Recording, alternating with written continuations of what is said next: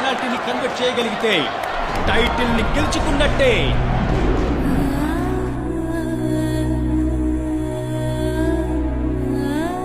నిన్ను కందకుండా కళ్ళలో పెట్టి చూసుకునే భర్త దొరికాడు. ఇంతకన్నా కోరుకునే కలే ఉంటుంది చెప్పు గాయత్రి.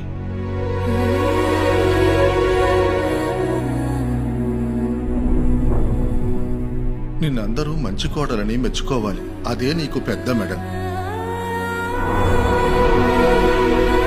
ఈ ఆటలు గీటలు మగవాళ్ళ వ్యవహారం. వంటగది ఒక్కటే ఆడదాని రాజ్యం. అందులో నువ్వేం సాధించగలవో సాధించు.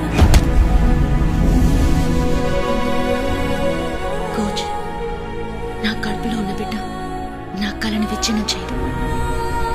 తాను విచ్ఛిన్నం కాదు.